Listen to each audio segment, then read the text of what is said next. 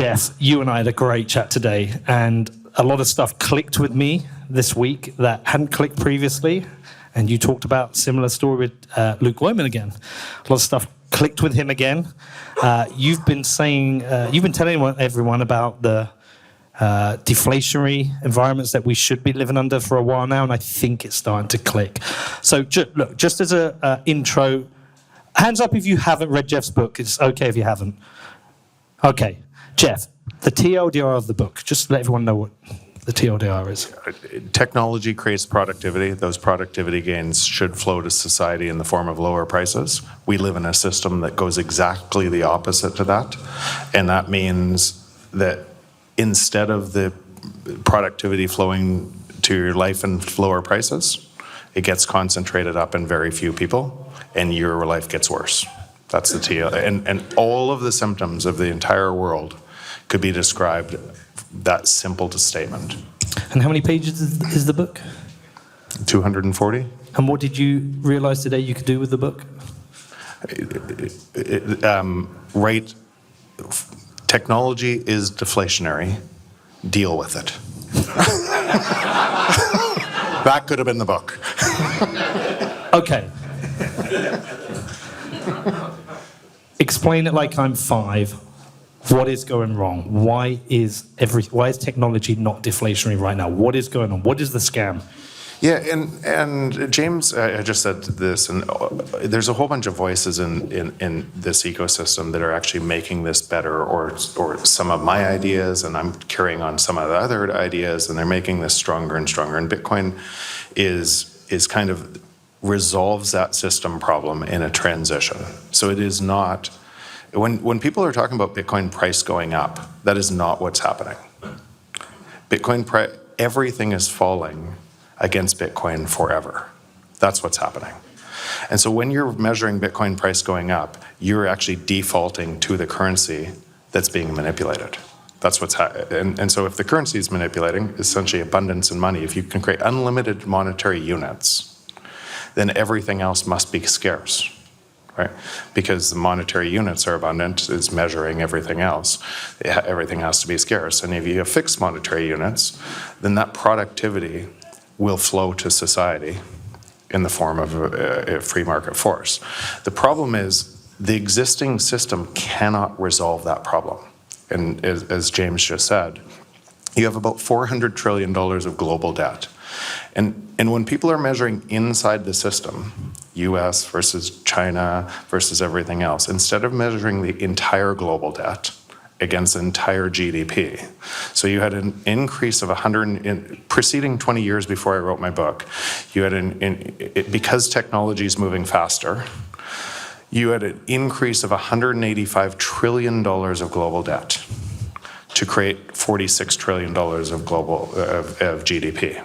So effectively $4 to $1 of debt growth for GDP. And obviously that's not sustainable. But it has to be exponentially more to offset technology going the other way. Why? Because technology is net negative GDP, right? And here's what, if you kind of look at that, imagine your calculator app, right? The first calculator app cost a couple bucks, call it $10 a month. I don't actually know exactly, but it created some value and people paid for it. And then the next entrepreneur, because there was money in it, created another calculator. And while there is a penny of profit, entrepreneurs will attack that like crazy until there's no more profit in it. And where does your calculator app show up in GDP? We used to buy calculators, right? We used to have a whole bunch of labor to be able to produce calculators, and now it's free. How about your photos? Where does that show up in GDP? You have abundance in photos. It's negative GDP. Productivity is negative GDP, especially when the rails of technology are driving things more and more digitized, more and more efficiency, and it's exponential in that function. So you have to ask yourself, if the natural world prices fall to the natural or to the marginal cost of production, which is known in economics, why isn't that happening? And it's only happening in some things, meaning there's less things to manipulate to push up in price. Food, housing, a whole bunch of that. Less and less things all the time. And we're living in that world, and we're measuring that what's happening from a broken system. So that's why it's so hard to see. And you're spending your time, most of your time, I suspect, even for Bitcoiners, are, okay, I'm going to have a hedge over here for when the system unwinds, and I'm going to try to make fiat dollars over and over and over and over and over again. And I'm going to yell at the system.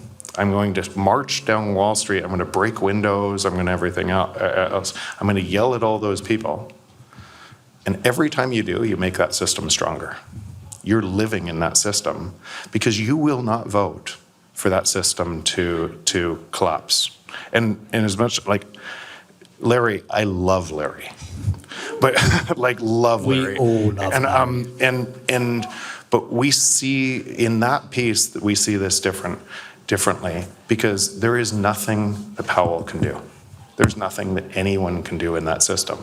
Some of those people know that this is a broken system, but what would they do? Like the Fed, if the Fed stayed firm and tightened for a long time, then every one of you would vote, because what that would mean is the counterparty risk of the exact $400 trillion would collapse, and everything tied to it, your house, your supply chains, your food on the shelves, everything would fail spectacularly until there was a massive easing to try to reflate it. So if it was failing at that rate, everyone in this room would say the Fed loses its independence, and they would vote for people who would tell them they'll make it better by manipulating money. That's how dictators come into power, right? In every other country. That's what ends up happening.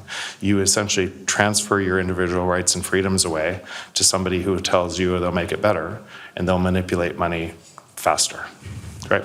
That's what we are dealing with, and Bitcoin resolves that system peacefully. And when I say peacefully, the system's going to be, there's going to be a lot of chaos. It's going to get way worse.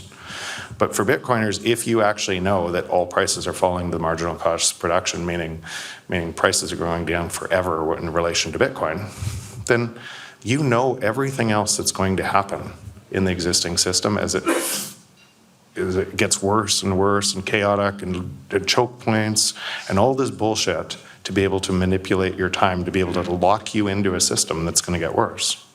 It's just you just tune it out and move forward into the system that you're going, that's moving forward faster and faster. So GDP is a trick, really, because I've tracked it, I've looked. The GDP growth in this country over the last few decades has been fairly impressive, yet at the same time, we have in this country a massive growth in food banks. We now have warm banks, which is a depressing addition to people living under poverty, and we have a big growth in poverty.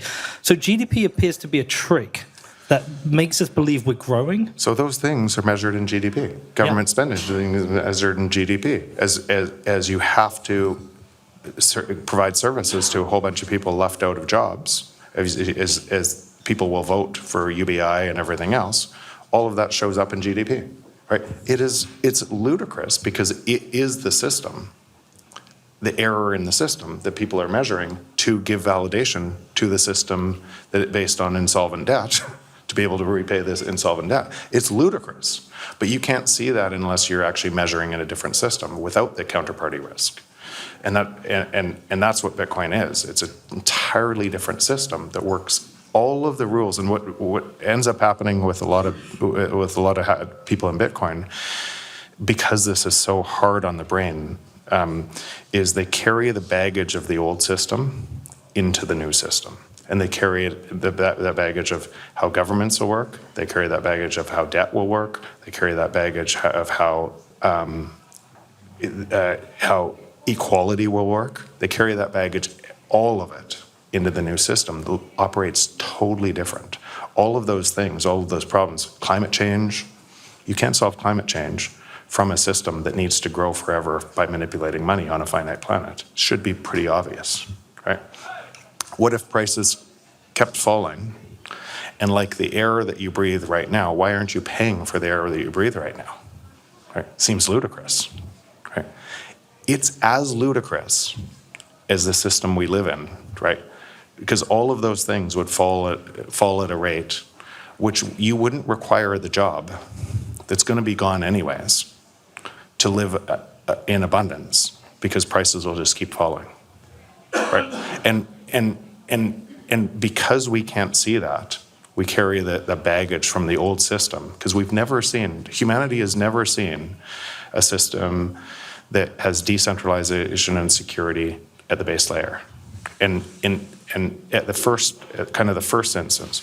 And so for 14 years, it's gotten more secure, more decentralized, more secure, more decentralized and you can see it rolling out against attack vector that is, the system we live in is 10,000 times bigger than Bitcoin today. And think about the power in that system. Think about your own input into that system, what you're doing to make that system stronger, and it can't kill Bitcoin. Bitcoin's getting stronger and stronger and stronger. And then what people don't realize is then the second layer, and it would have to look like that if it was going to actually make it, right? It would have to protect itself against everything. That base layer would have to be so strong, so resilient. And so when I think about Bitcoin maxis that are so harsh against the small changes, they were right, because it has to be that resilient, decentralized security, because we don't normally trust something like that. We've never had a historic moment that we didn't trust the institution, the bank, the constitution, that all of these that would give us our rights. Now we have something that doesn't require that trust, nor the manipulation in it, but it had to be that strong. Also, why you would naturally see, if something was so strong and all you could do is hold it, but you couldn't do anything else with it, it would create a market incentive, a natural market incentive to everybody else to say, I got a better version. I got Bitcoin 2.0. That's better than Bitcoin. And a lot of people would fall for that trap naturally, because they saw a whole bunch of other people get rich. Their existing system is breaking down and they're looking for, I need more money. How about this? And you'd create an entire crypto scam market that didn't look like Bitcoin. It'd just be natural that it would look like that. And then because technology hardens in layers like that, and it has to be resilient at the base layer, you also wouldn't see what was available on top of the layer until the next layer was there, right? None of the innovation on top, like Lightning, as an example, or Liquid, or a whole bunch of different Lightning or Fedi that's coming, or Fediment, and all these things, or Nostr, you wouldn't see what's possible with this plus this plus this until it was there. And entrepreneurs realized, holy shit, wait, I can electrocute somebody on stage? But you wouldn't see that until it's there and it's talking to a base layer that's secure. So for the life of me, I actually can't believe that more people aren't investing all of their time in this space, because the asymmetry of that bet in aligning the world to where you would want it to go is so crazy that I can't believe more people aren't taking their time from this old system and moving it to this new system, because it's so powerful. And I'm in a fortunate position. I gotta say, 2 years ago, I was a hypocrite. And why I say that is, I wrote about this, I knew what was happening, I held Bitcoin, I kept on buying more Bitcoin, but I just held it, right? And 90% of my time was 10% of my time was podcasts talking about this and everything else. And 90% of my time was boards of public companies or fiat companies and everything else. And that's where I was making all my income and everything else to do that. I realized, if this is going to happen, right, then I need to move 90% of my time to the system I want to make happen and use my energy there instead of the existing system. And so I'd left boards. I moved out of some of these so I could start the Ego Death Capital, so I could invest all of my time with entrepreneurs building the rails to bring on billions of people to this ecosystem. And what I would say in that, what you had to do is I had to take less money in fiat terms to be able to build this, to be able to do, but in Bitcoin terms, it's going to be way more, right? And the advantage of that is for me, I cannot believe I get to do what I get to do. I can't believe that Pete invites me to Bedford. And Can't believe you came. But it's crazy. We're living in a phase transition, and the people in this room, you're gonna look at some of the things that you're involved in 10 years, and you're gonna go, I was part of that ride. It's so crazy to meet the people we're meeting and the kind of the people that are driving this, and become friends with them, and become and build the rails to the future where the world's going. It's just actually, it's so surreal.